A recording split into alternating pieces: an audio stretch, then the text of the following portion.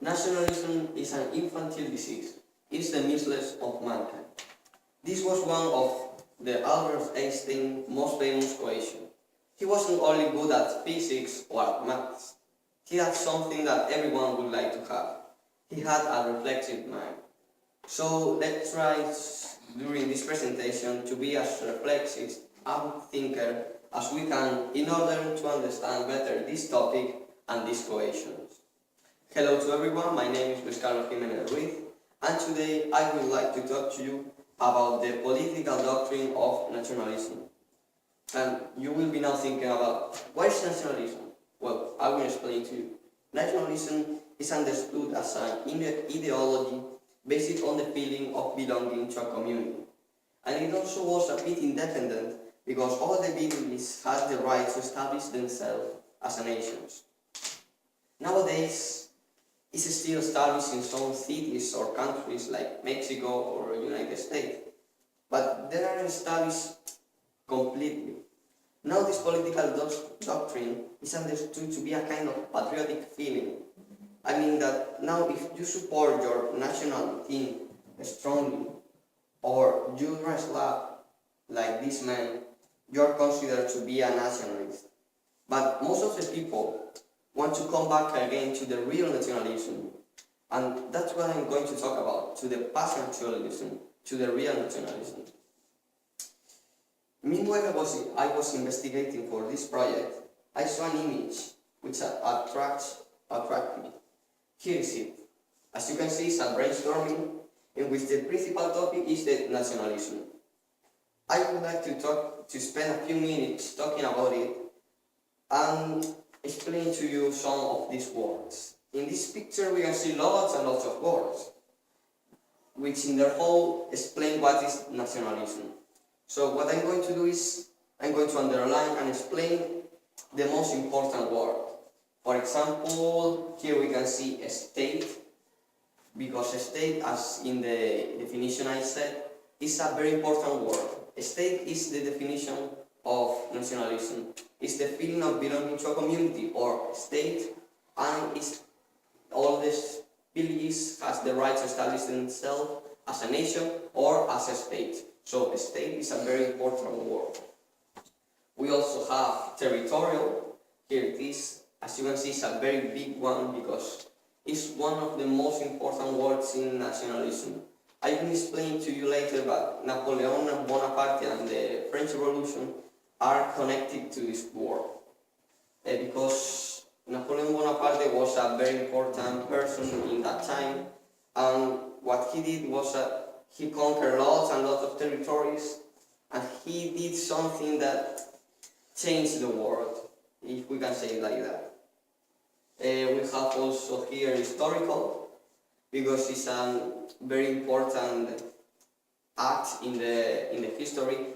Nationalism changed the course of the world, because when the people were in liberalism, they changed into nationalism, and some acts like the Germany and Italians countries that we know now are formed because of nationalism.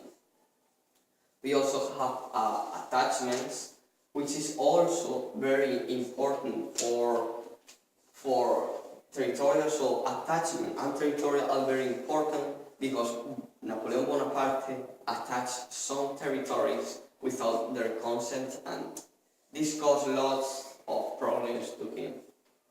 And finally, patriotism. Here is it. Patriotism is kind of rare because people think that patriotism and nationalism are two different things, and they are, but patriotism, I mean, is inside nationalism. So if you are patriotism, you are nationalist, and if you are nationalist, you are patriotist. It's the same thing, if we can say it like that. Now what I've finished with this, I'm going to talk to you about the origins of nationalism.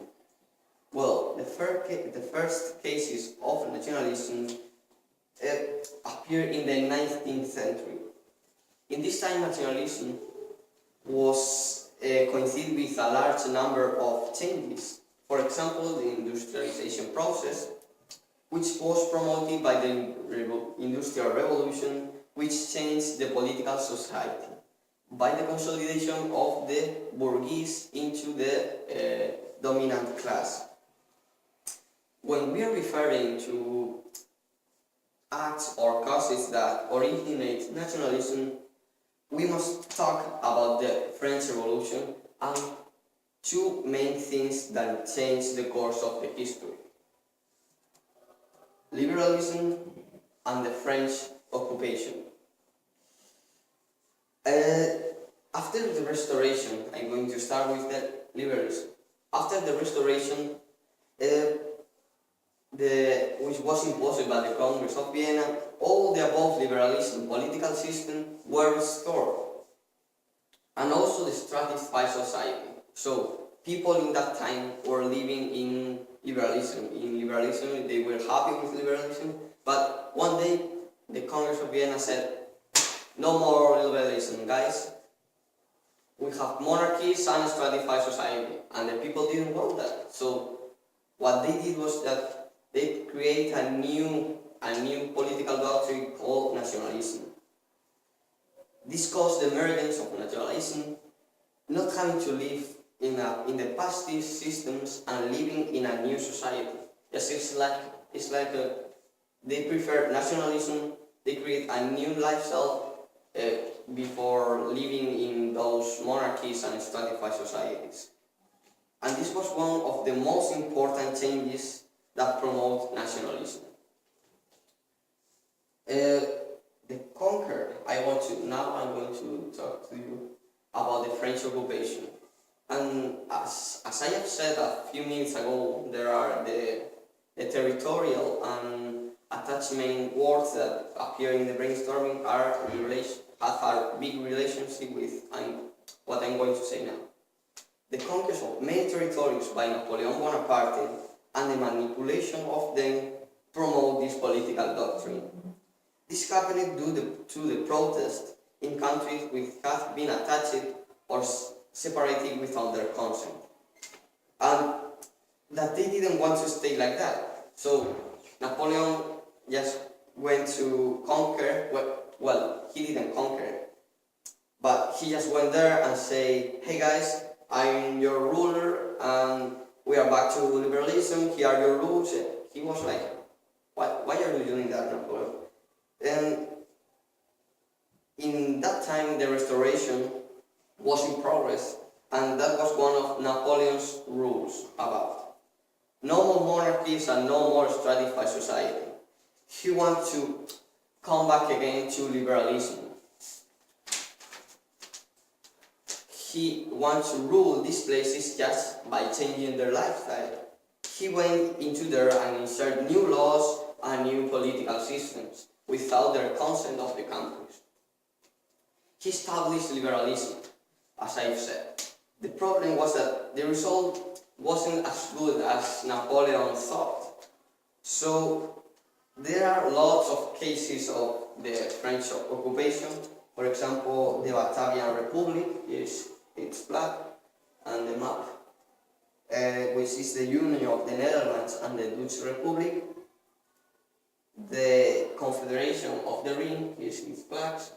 The map, which was formed by German Confederation and the Holy Roman Empire, and the Illyrian provinces that is his flag is very similar to the French one, and which was formed by Croatia, the Kingdom of Illyrian, the Kingdom of Dalmatia, and the Kingdom of Italy and the Austrian Empire. Napoleon he went into those territories and say, "Here I'm your ruler and I'm going to rule you." He went there and inserted the liberalism, and he went to conquer another territories. And people here were like a bit confused because they were like, "Why Napoleon do that to us?" So this promote the nationalism, not having to live together, okay, not having to live together, and living in a new society. The definition I said of nationalism be the feeling of belonging to a community and the right of belonging to a community and the right of establishing themselves as a nation.